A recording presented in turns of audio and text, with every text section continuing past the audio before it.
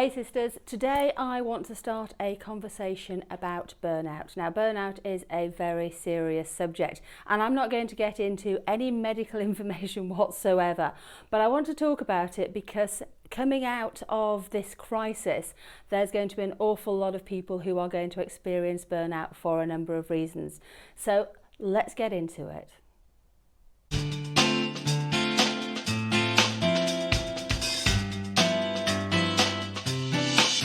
Hey sisters, today I want to start a conversation about burnout.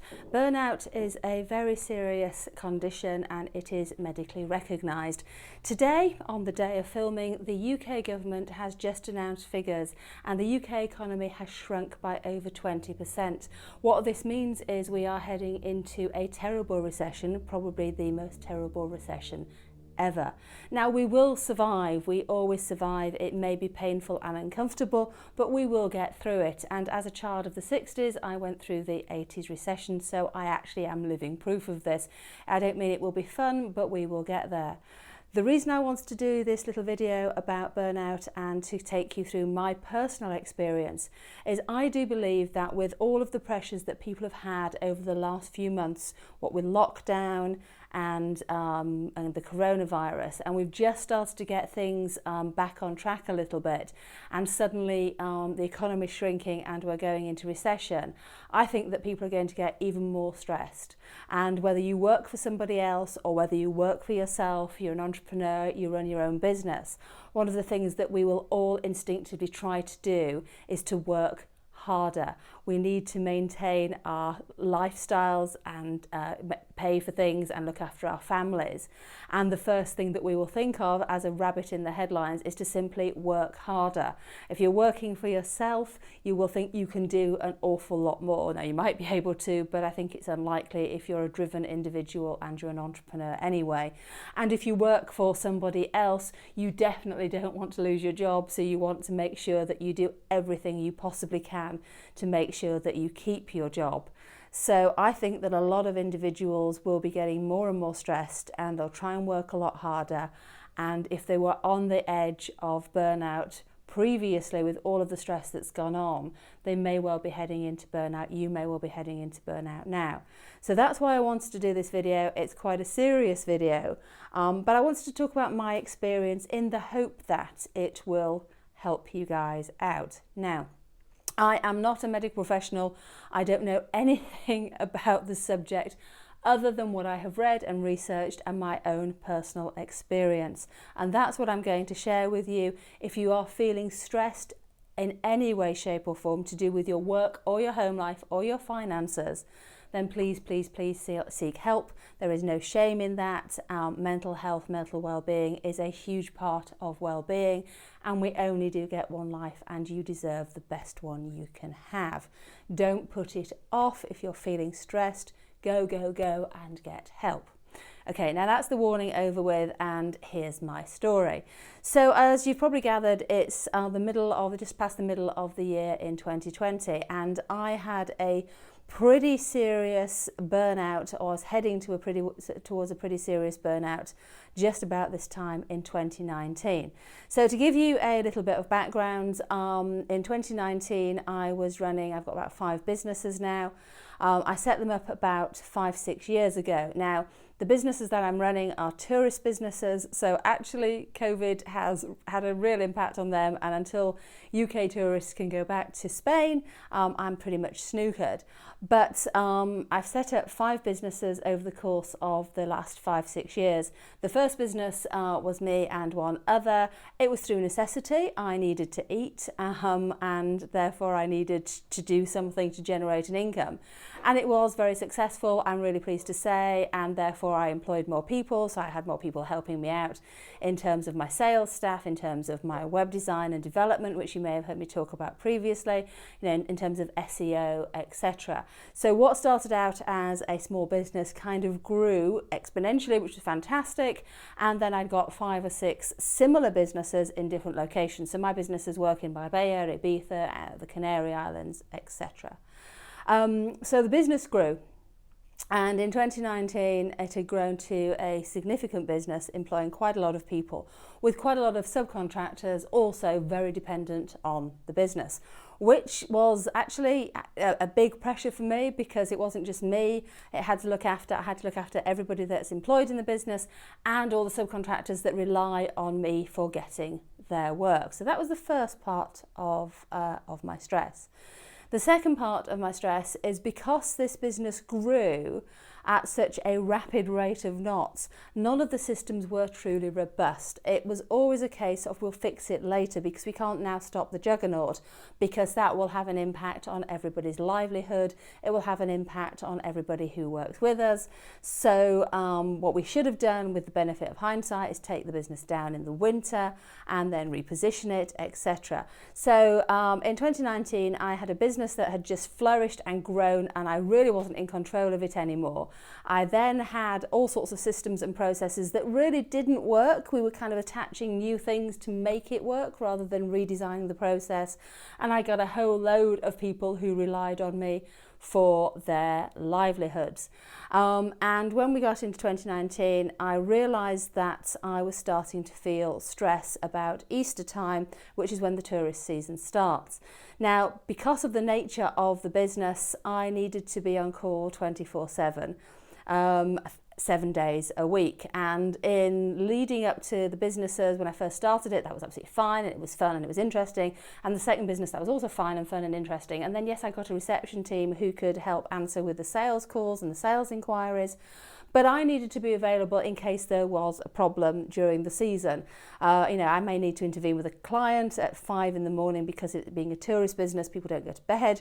I may need to deal with all sorts of challenges. So I was on call 24 hours a day, 7 days a week. And I've been on call 24 hours a day, 7 days a week for 5 years. I have one day off, which was Christmas, because nobody works Christmas. So by by May last year, I was starting to feel the pressure a little bit. So it headed into Easter, which is about April time, and then I booked to do a huge new launch in a different location in May, and I went along to the new location, and I was starting to feel a bit stressed at that point, knowing that I was available 24/7, I got systems that didn't work, I got all these people that relied on me. Now, in May last year, unfortunately, one of the people that worked for me, a very key person who was running two of the businesses, had a personal problem, completely lost the plot in their personal lives, for which I'm terribly sorry, which meant that she had to leave my employment pretty quickly. It meant that because of the way she'd been working, some of the systems and processes fell over. It meant that the rest of the team had to backfill, and they were already at capacity, so that put them under an awful lot of pressure. So we'd suddenly got a situation whereby the business that had been hanging on by a thread was sort of imploding, collapsing inwards. This is about May last year. And the only way I could think of solving this was I was going to work harder. Now, bear in mind that when I say I'm on call 24/7, I am, but during the day, between sort of 8:30 and 7:30 in the evening, I actually have to run the businesses. So I have to make payments, I have to sort out distribution, I have to talk about the website, I have to do all the stuff, do the books, the accounting, write some marketing collateral. I have to do all the stuff that is business-based, as well as being on call 24/7. But my solution was I was going to work harder and it was going to be fine, and we get to the end of this season, which was September, October, and then we could fix some of these problems.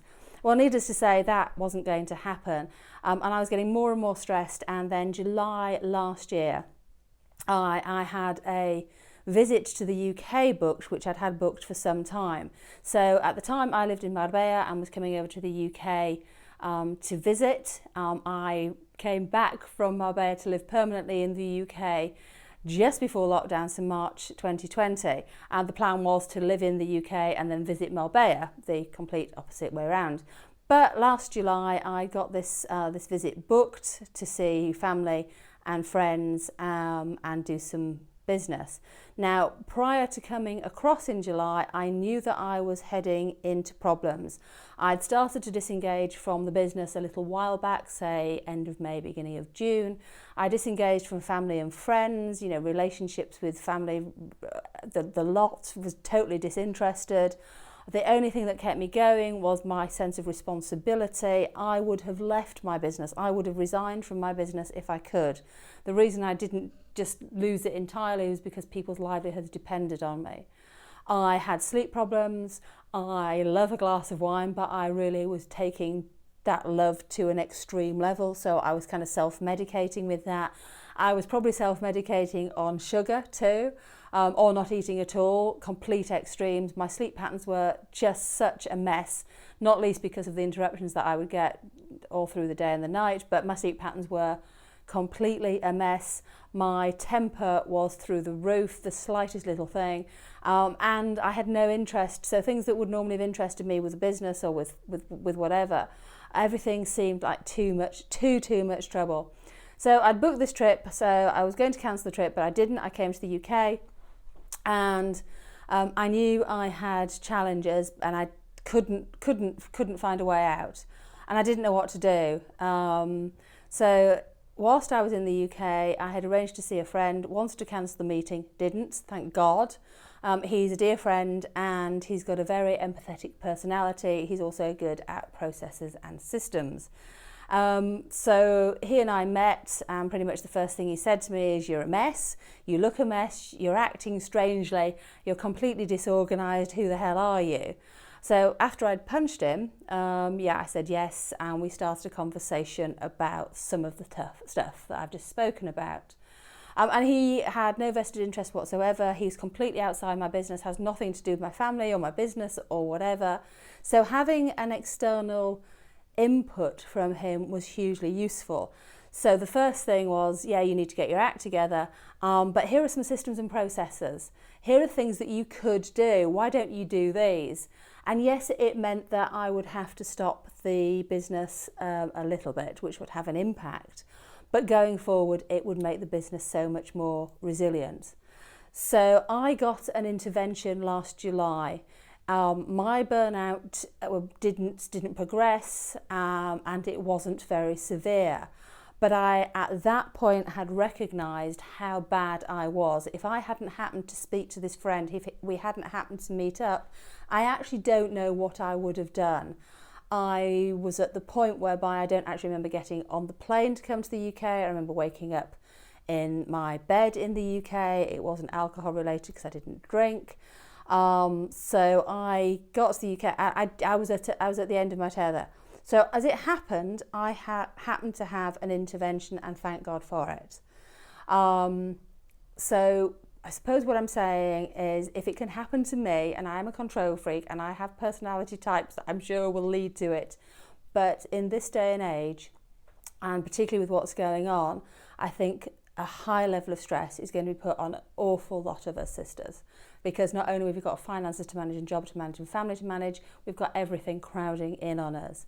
So the point of this video is to say it happened to me. I took action personally. I took action in my business with systems and processes, and one of those happened to be Trello, which I love. I'm going to definitely do a video all about Trello because it helps streamline my workflow and my life, etc.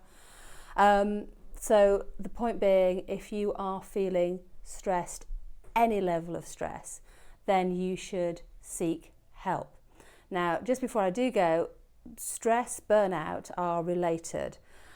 Stress is a biological condition. It's when your body has adrenaline and cortisol and noradrenaline in it. It prepares you for fight or flight. And that's great, because if you're in a stress situation, that's what you need. So that's why you get the butterflies if you're doing a presentation or you're meeting a new date or whatever. But burnout is, as I understand it, the situation whereby that feeling never goes away, and that is not maintainable. So if you have any kind of stress or any kind of worries, seek help now. Go and find someone to talk to. Go and find a professional who can help. It's a serious issue, And in the current environment, I think that there's going to be a lot of people experiencing it, and there has to be a way to help each other, and you have to help yourself. So that's my story. I've come out of it. You can turn it around. It is manageable. If it's rung any bells with you or chimed with you, or you've got any questions or comments, please let me know. I will absolutely answer them in a heartbeat. You only get one life, and it has to be your best life. So I look forward to talking to you all really, really soon.